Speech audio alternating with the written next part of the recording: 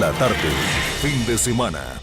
¿Cuáles son las fallas en este proceso de paz que adelanta el presidente Juan Manuel Santos? Para nosotros el proceso presenta muchas fallas. La primera es que los procesos de paz deben ser discretos, pero no deben ser ocultos ni a espaldas de la población colombiana. En este proceso, desde el inicio, la información ha sido a cuentagotas para los ciudadanos. El segundo punto es que en la campaña y durante el discurso de posesión, el presidente Juan Manuel Santos le prometió a los colombianos unos inamovibles que eran necesarios para iniciar cualquier proceso. Los inamovibles no se cumplieron.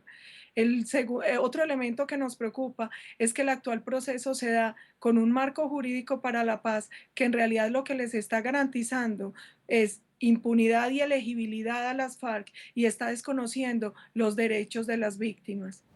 Representante, ¿estamos acaso ante una, como lo ha dicho en este momento la señora Holguín, una posibilidad de diálogo bajo la mesa, acuerdos bajo la mesa? No, aquí va esto a tener que ser refrendado social y democráticamente. Si bien el esquema que han planteado gobierno y FARC para llegar a unos acuerdos tiene un nivel de reserva, yo creo que los asuntos que se están discutiendo en La Habana no son totalmente desconocidos y secretos para la opinión. Más allá de cualquier discusión sobre cómo se va a transformar radicalmente el país, aquí hay unas discusiones sobre asuntos que son, a mi modo de ver, elementales para poderle poner punto final al conflicto armado. Cumplimiento de normas que están ya vigentes, desarrollos de la Constitución del 91 que están pendientes. Así que no hay tal revolución por gracia de un acuerdo que se esté discutiendo en La Habana. De todas maneras, como se ha podido ver, aquí va esto a pasar por una refrendación y será la ciudadanía, cada uno de nosotros, quienes tendremos oportunidad de manifestar nuestro acuerdo o desacuerdo con relación a lo que se apruebe allí en La Habana. ¿Cuál es el problema en sí? Porque digamos que soy un colombiano de a pie que va por las calles de Colombia, de Bogotá, y escucha precisamente que las FARC acaban de suspender temporalmente el proceso de paz o los diálogos de paz. Así lo venden, así lo hago entender. Y yo digo, bueno, lo mandaron a suspender porque simple y llanamente el referendo no les parece, tal vez le tienen miedo a la opinión del pueblo, que esos acuerdos que se logren sean a favor de las FARC y no a favor de la paz. Representante. Bueno, pero eso no está dicho en ninguna parte, las FARC todavía no se han pronunciado sobre la propuesta y creo que tampoco se han manifestado en contra de un referendo. Así que creo que ahí hay una suposición que parte de una falsa premisa. Ahora, es claro que los mecanismos de refrendación van a ser de distinta índole y habrá múltiples escenarios que puedan permitir esa discusión y ese debate de manera abierta. Señor Holguín, estamos hablando tal vez de un enfrentamiento, digamos, entre un referendo versus una constituyente donde el diálogo está en la mitad. A mí me preocupan varias cosas. Primero, me preocupa la Asamblea Nacional Constituyente, porque yo creo que las constituciones en una democracia las debe cambiar el pueblo y debe ser una iniciativa popular. Yo no creo que sea por orden de una organización terrorista que se tenga que entrar en un proceso como este. Además, con las asambleas constituyentes, uno siempre sabe dónde empiezan, pero rara vez sabe dónde van a terminar. Y frente al referendo, una de las objeciones que yo tengo es muy importante la claridad en cómo se va a preguntar a los colombianos, porque si a partir de la falacia que trata de manejar el gobierno y las FARC desde La Habana, sería muy grave que se preguntara si los colombianos queremos la guerra o la paz, porque ese no es el dilema. Todos los colombianos queremos la paz, pero paz sin impunidad, paz sin elegibilidad, paz respetando los derechos de las víctimas. Y otra cosa que me preocupa es que yo no creo que sea pertinente que el referendo, en caso de llegarse a hacer, se haga el mismo día de las elecciones parlamentarias, porque eso enrarece el ambiente. Son temas distintos y yo no creo que se deba ir el mismo día por dos cosas. Perdón, pero quisiera hacer un comentario sobre esta afirmación reiterada en el discurso del uribismo sobre que no debe haber paz con impunidad. Por supuesto que no. No puede haber paz con impunidad a crímenes de lesa humanidad. Eso, a mi modo de ver, es impensable hoy con la existencia de un marco de justicia penal internacional. Pero a mi modo de ver es claro que eso no es solamente válido del lado de las FARC, sino también del lado de todos los perpetradores de esos crímenes. Y por supuesto, allí tendrá que asumir también su responsabilidad quienes bajo los 8 años del gobierno del expresidente Uribe cometieron crímenes de lesa humanidad y quienes los ordenaron también.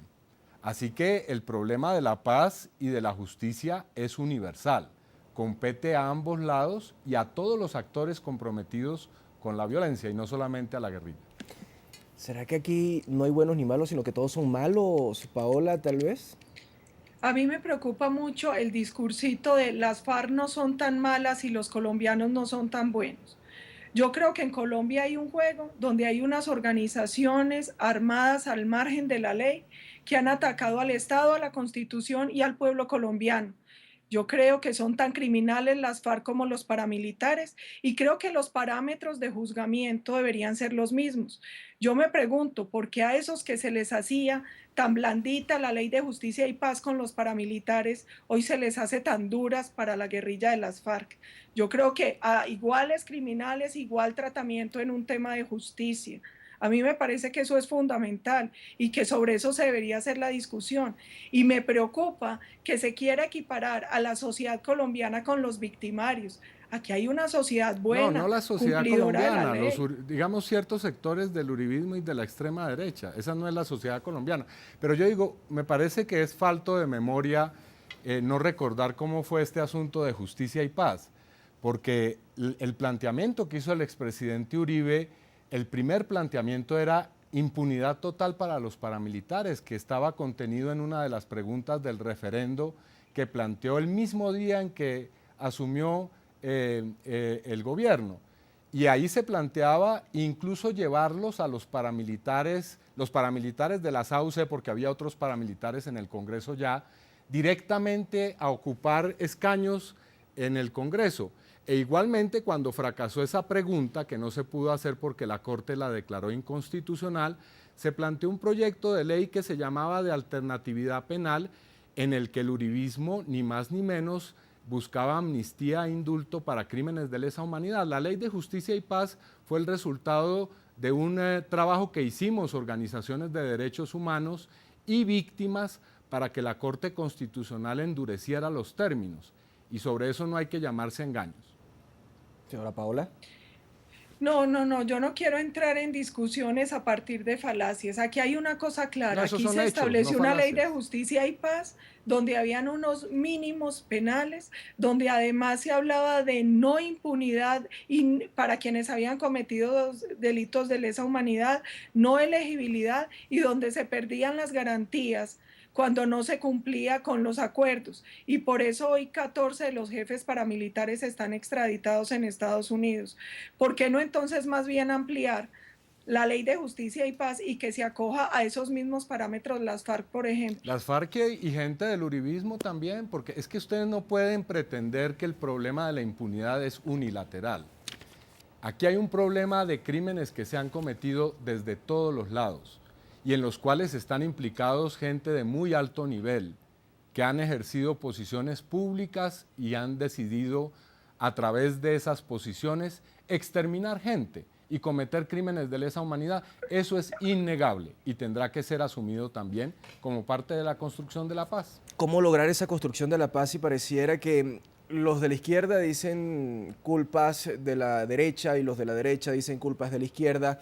Ambos se tildan de extrema derecha o extrema izquierda, pero a la vez todos dicen estar en el centro con el fin de lograr la paz. ¿De qué manera se puede lograr la paz entonces, congresista Cepeda, en una Colombia que por más que sea, está dividida? Una vía es el diálogo político, por supuesto. Yo creo firmemente que a través de un diálogo político y un diálogo social es posible encontrar una salida del conflicto armado colombiano que sea satisfactorio para los derechos de las víctimas, para los derechos de la sociedad y que permita al mismo tiempo erradicar las causas de esa violencia, que creo existen y son de naturaleza real, objetiva.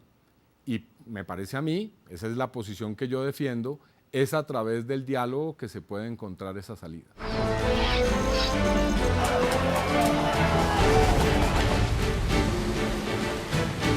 El gobierno de Estados Estados Unidos cede a la presión, la administración Obama ha entregado 3 documentos sobre su esquema de seguimiento a las comunicaciones revelado por las filtraciones y la responsabilidad nuclear en su contratista de la Álvarez.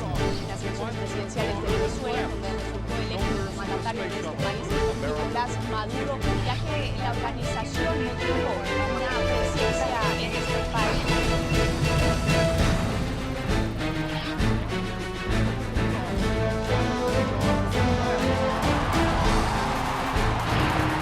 Bienvenidos a la 1:25 de la tarde en Buenos Aires. Saluda a Karen Pereira, presidente del debate. Comenzamos. Lo que significa este libro. ¿Hacia dónde